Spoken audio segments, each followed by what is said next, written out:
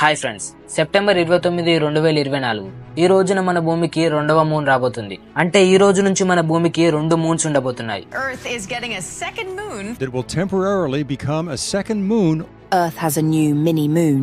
ఈ second moon అనేది మన భూమికి ఎన్ని రోజులు ఉంటుంది మరియు ఈ మూన్ గురించి మనం ఈ వీడియోలో క్లియర్ గా తెలుసుకుందాం. ఇంకా ఏ మాత్రం ఆలస్యం చేయకుండా వీడియోలోకి వెళ్ళిపోదాం. యాక్చువల్లీ ఈ యొక్క సెకండ్ మూన్ అనేది ఒక ఆస్ట్రాయిడ్ అంటే స్పేస్ లో మూవ్ అయ్యే ఒక స్మాల్ రాకీ ఆబ్జెక్ట్. ఇంకా సింపుల్ గా చెప్పాలంటే భూమి మీద ఉన్నదాన్ని రాక్ అని అంటాం అండ్ స్పేస్ లో ఉన్నదాన్ని ఆస్ట్రాయిడ్ అని అంటాం. ఈ ఆస్ట్రాయిడ్స్ అనేవి ఎక్కడ ఉంటాయంటే మెయిన్ గా ఆస్ట్రాయిడ్ బెల్ట్ అనే రీజియన్ లో ఉంటాయి.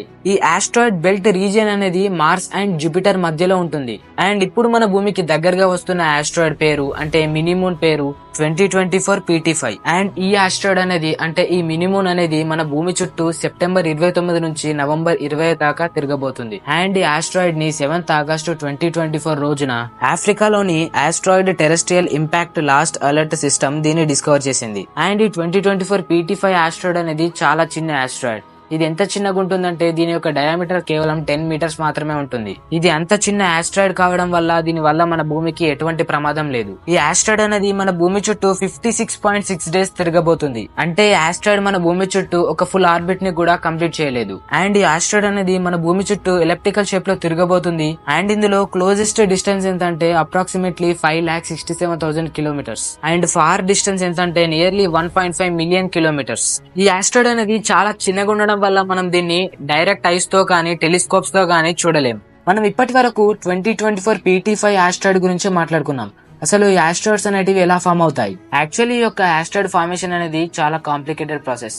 అందుకే దీన్ని నేను షార్ట్ గా ఎక్స్ప్లెయిన్ చేస్తాను, కాబట్టి మీరు కొంచెం శ్రద్ధగా వినండి. 4.7 బిలియన్ ఇయర్స్ కి ముందు మన సోలార్ సిస్టమ్ లో ఎటువంటి ప్లానెట్స్ లేవు. ఇన్ఫాక్ట్ సోలార్ సిస్టమే లేదనుకోండి. అంటే 4.6 బిలియన్ ఇయర్స్ కి ముందు మన సోలార్ సిస్టమ్ ప్లేస్ లో ఒక జెయింట్ క్లౌడ్ ఉండేది. అంటే ఇది చాలా పెద్ద క్లౌడ్. దీని పేరు సోలార్ క్లౌడ్ లేదా సోలార్ నెబ్యులా. ఇంకా సింపుల్ గా చెప్పాలంటే ఈ సోలార్ క్లౌడ్ అనేది మనం రోజు చూసే క్లౌడ్స్ కి సిమిలర్ గా ఉంటుంది. కానీ అలానే చాలా డిఫరెన్సెస్ కూడా ఉంటాయి. ఉదాహరణకు మనం చూసే క్లౌడ్స్ అనేటివి వాటర్ డ్రాప్స్ లేదా ఐస్ క్రిస్టల్స్ తో ఫామ్ అవుతాయి. అండ్ ఈ సోలార్ నెబ్యులా అనేది గ్యాస్, డస్ట్, ప్లాస్మాతో తయారవబడింది.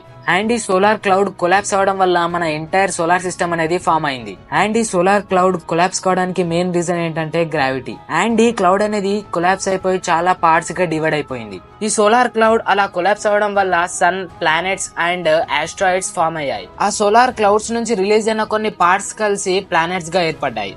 అండ్ ఇంకొన్ని పార్ట్స్ అలా పార్ట్స్ లాగానే ఉండిపోయాయి. వీటినే మనం ఇప్పుడు ఆస్ట్రాయిడ్స్ అని అంటున్నాం. ఇంకా సింపుల్ గా మనం అర్థం చేసుకునేలా చెప్పాలంటే combinations of asteroids equal to planet. And ఈ ఆస్ట్రాయిడ్స్ లోను చాలా టైప్ ఆఫ్ ఆస్ట్రాయిడ్స్ ఉంటాయి. ఉదాహరణకు C type, S type, M type, E type, P type, ఇలా చాలా టైప్స్ అయితే ఉంటాయి. ఈ వీడియో కింద ఫ్రెండ్స్, ఈ వీడియోని మన జెన్యూన్ సబ్స్క్రైబర్స్ ముందే లైక్ చేసి చూస్తారు. అండ్ మీకు కూడా ఈ వీడియో నచ్చితే వీడియోని లైక్ చేసి మన ఛానల్ కి సబ్స్క్రైబ్ అవ్వండి. అండ్ మీకు ఏమైనా తెలుసుకోవాల్సిన విషయాలు ఉంటే కమెంట్ బాక్స్ లో కమెంట్ చేయండి.